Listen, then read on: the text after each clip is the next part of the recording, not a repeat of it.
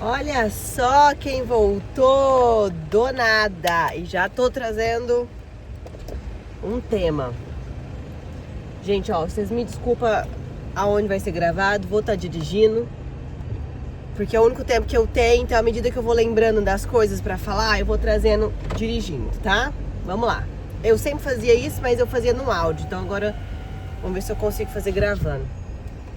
Nath, eu me converti e ele ou ela não. E agora? Gente, assim, ó, vocês têm toda a minha solidariedade do mundo, porque não é fácil. Eu fiquei pensando esses dias e assim, sinceramente, eu acho que a parte mais difícil da restauração do casamento em si, quando tem a volta, é porque a pessoa se converteu no meio do caminho e o cônjuge não. Ou os dois eram convertidos e o cônjuge ele se desviou. E ele volta naquela dúvida se ele continua desviado, se ele volta para Deus, se ele é digno. Eu acho que tudo dificulta por causa disso. Porque assim, foi muito difícil a minha volta, igual vocês sabem, igual vocês viram o vídeo aí. E eu acho que a maior parte dela é por causa disso, né? Que um converte e o outro não. E agora eu vou trazer aqui, ó, o que fazer quando o namorado... Se a pessoa se converteu no meio do relacionamento, o namorado não se converteu. Ou, gente, vai ficar vibrando esse celular, será? Enfim, ou durante o casamento a pessoa se converte, o outro não. Ou durante a separação, ou durante a restauração. Mas esse tema é para quem tem um cônjuge que não é restaurado, convertido, mas você é. Então já manda aí para todo mundo que você conhece que tem isso, que pode ajudar muita gente. Gente, primeiramente, pisar em ovos. Infelizmente é um tema onde precisa muito pisar em ovos. Por quê?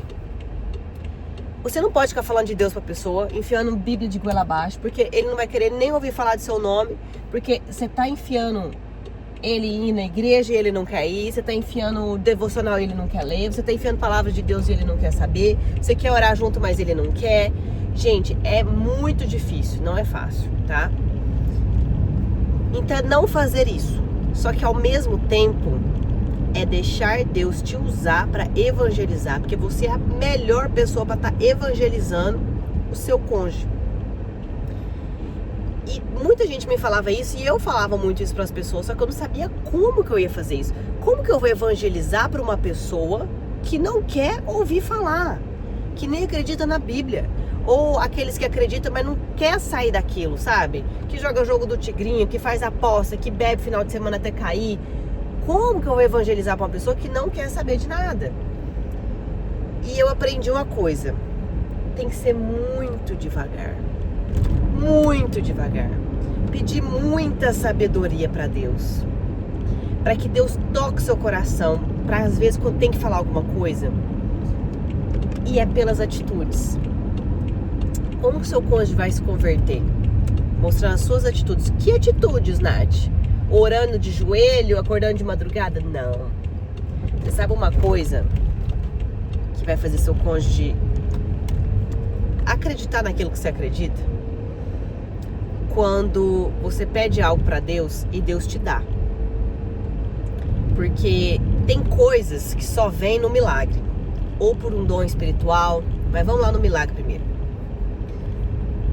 Eu dei um exemplo no meu vídeo de pós-restauração da égua, né, que levou uma tacada no olho dela, e eu tirei uma palavra pro Gabriel e Deus estava falando que Deus estava curando cego. E no outro dia, a égua, o veterinário falou que foi uma má comunicação, que ela não estava cega, foi só um corte em cima do olho. E o Gabriel acredita que aquilo ali é uma coincidência. Aquilo ali foi um milagre. Só que à medida que vai acontecendo tanta coincidência, a pessoa começa a falar, não, peraí. Ou é coincidência demais, ou eu tenho sorte demais na minha vida, ou a minha mulher ou o meu homem tem razão. Deus é mais presente do que eu imagino. Deus conversa, Deus promete e Deus cumpre. para que isso aconteça, para que Deus te use, para você passar uma informação pro seu cônjuge, ou falar que vai ficar tudo bem porque Deus está falando que vai ficar tudo bem, ou para fechar o negócio porque Deus está falando que é para fechar, ou para não fechar o negócio porque Deus está falando que não é para fechar, você tem que ter intimidade com Deus. E para você ter intimidade com Deus, você precisa estar com as brechas fechadas, você precisa estar em constante oração, jejum, você precisa estar frequentando uma comunidade da igreja. Eu não vou na igreja todo final de semana porque eu não consigo. A igreja, o nosso culto é 7h30 da noite, é a meia hora da minha casa e ele acaba 10h30. Meus filhos dormem 7 horas da noite, então eu não consigo ir todo final de semana, mas eu tento ir pelo menos uma vez por mês. Eu tenho muito contato com o pessoal da igreja, nas células, com os pastores, o pessoal da igreja vem sempre na minha casa. Então isso faz com que a gente tenha, né, uma comunidade para trocar as ideias ali bíblicas. E eu estando com as brechas abertas, fazendo as coisas perante a Bíblia que são certas e todas essas coisas, faz com que eu tenha uma sensibilidade para o que Deus tem para me falar. Então assim, já falei pro Gabriel que não ia dar certo um business dele, ele fez e não deu. Já falei milhares de coisas que Deus me deu na palavra que ia dar certo e deu.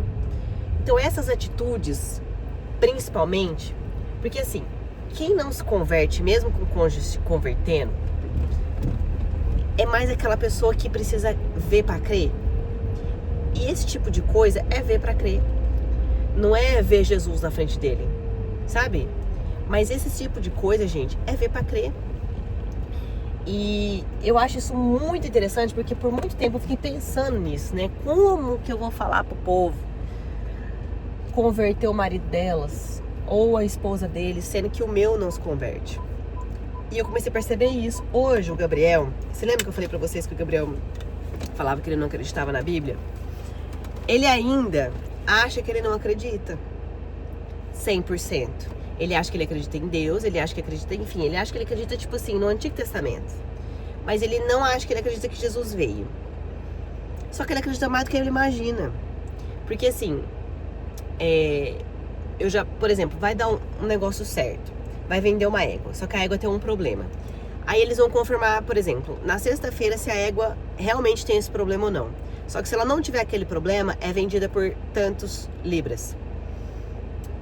E aí eu pergunto pra ele, falei assim, você já conversou com Deus, assim? Já fez um voto, alguma coisa? E ele fala, já conversei com Deus, já fiz um voto com Deus, se ela for vendida.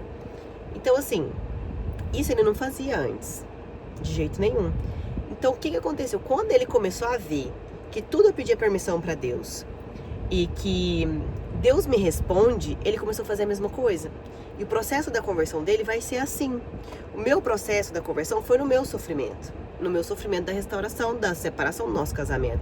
Que eu tive que decidir crer. Porque eu já tinha feito de tudo e eu precisei decidir crer que Deus ia restaurar meu casamento.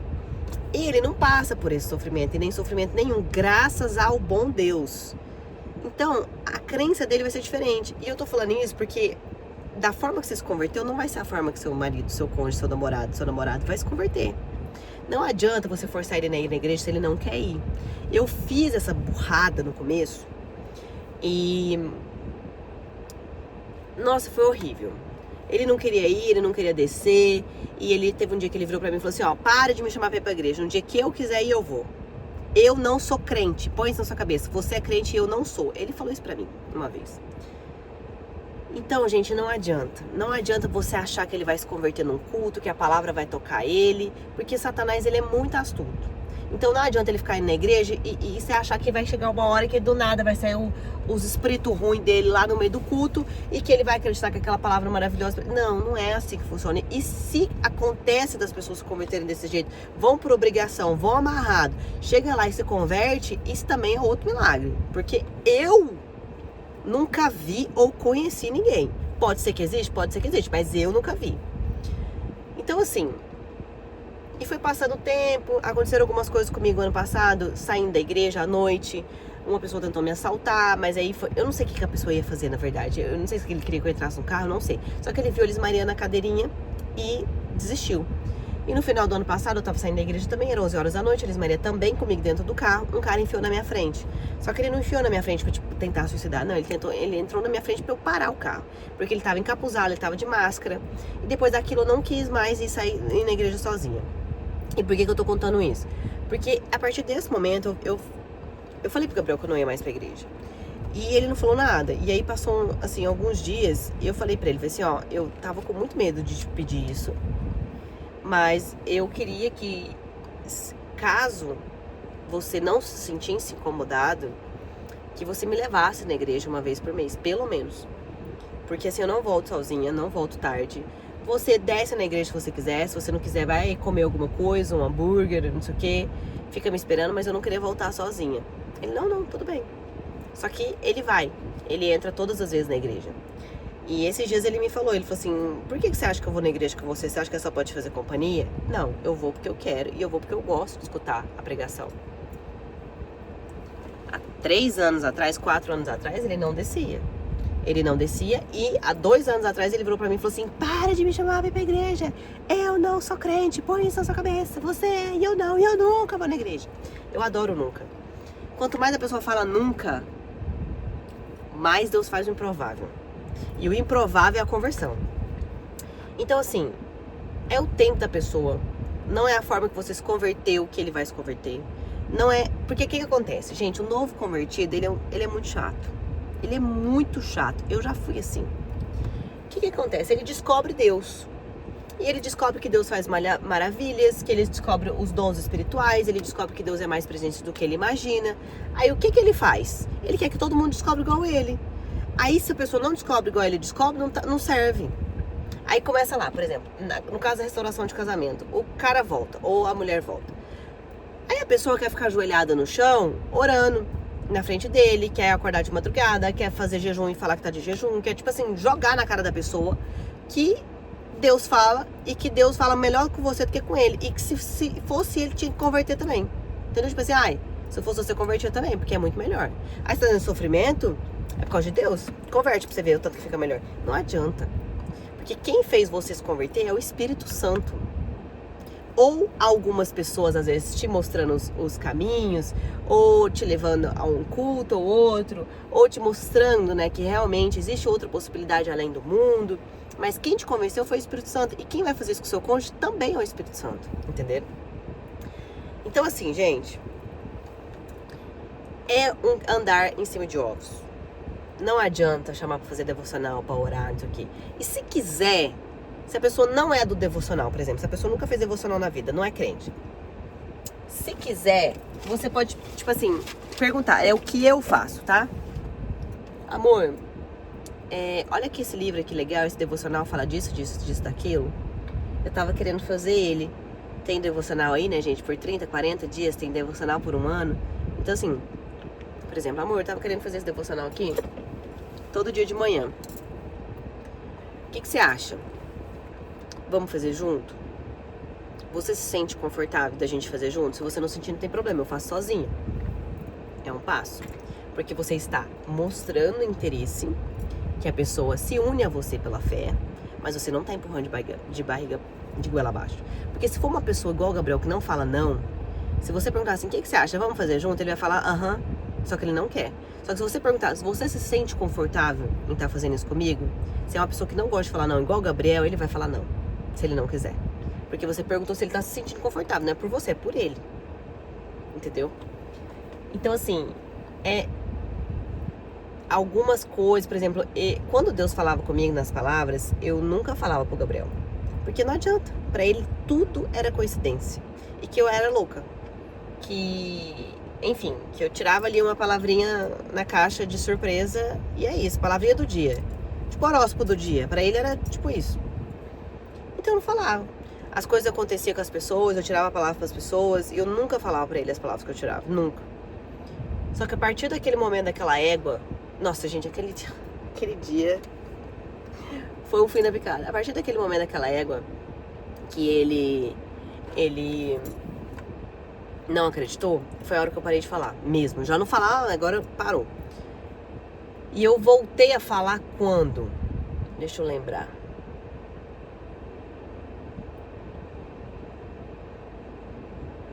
Eu acho... Não, depois ainda teve a palavra, Deus me falando, me avisando que o vô dele ia morrer, que era pra falar pra ele que o vô dele ia morrer, e morreu, depois de 7 dias. E o vô dele tava ótimo. E mesmo assim ele não acreditou.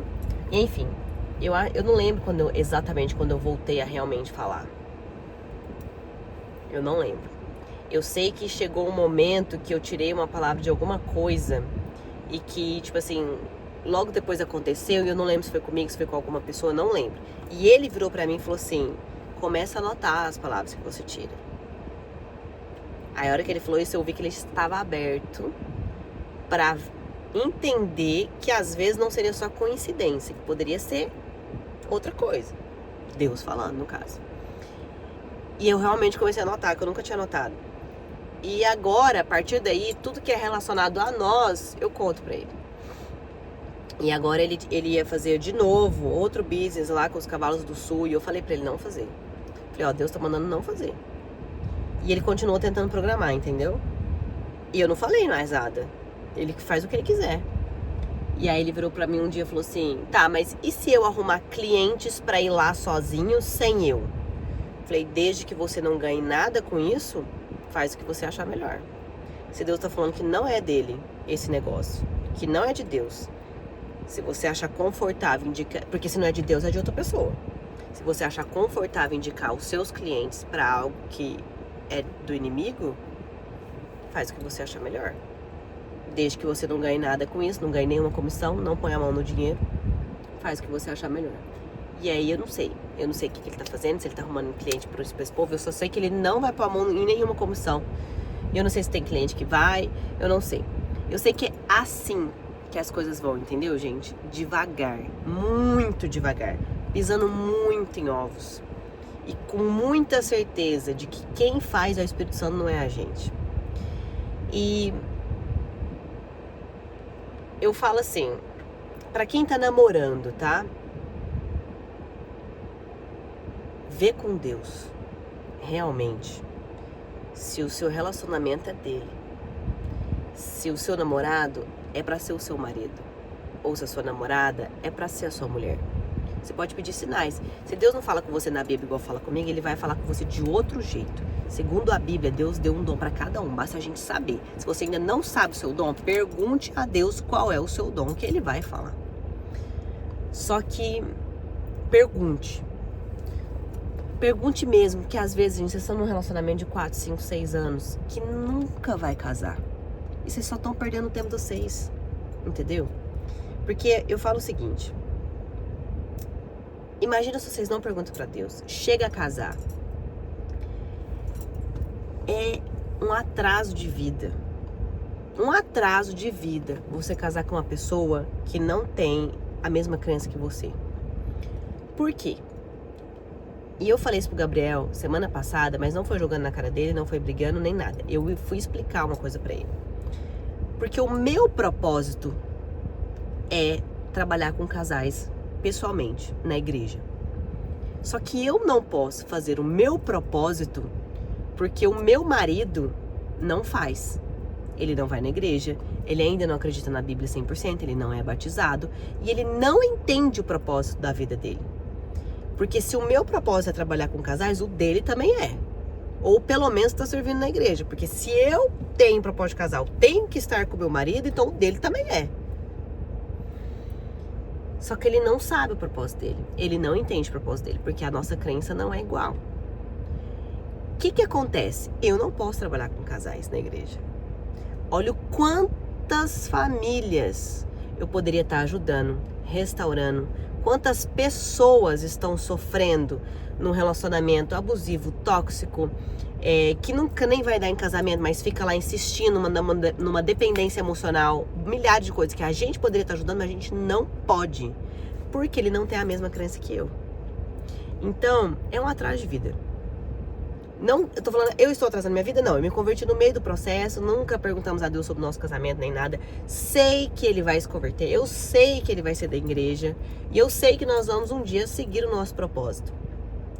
Mas vocês já imaginaram, se eu tivesse casado convertida, junto com ele casado convertido, o tanto de gente que a gente já teria ajudado? Eu sei que cada coisa é no seu tempo e Deus sabe de todas as coisas. Deus sabe por que a gente não se converteu antes, quantas pessoas a gente poderia ter convertido antes, e tá tudo bem não ter convertido ainda, ou restaurado. Deus sabe disso, mas eu tô dando um exemplo, agora eu tô falando com o relacionamento. Quem tem um relacionamento hoje, que a pessoa se converteu e o rapaz ou a moça não, antes de casar, pergunte a Deus. Porque você pode estar atrasando o seu propósito. E por causa de um atraso do seu propósito, você pode estar prejudicando muita gente por um relacionamento que não era para ter dado em casamento. E eu falei isso pro Gabriel semana passada, porque eu não quis jogar nem nada na cara dele, nem nada disso. Porque ele veio me falar, ele não sabe se expressar muito bem, sabe? Principalmente na dúvida.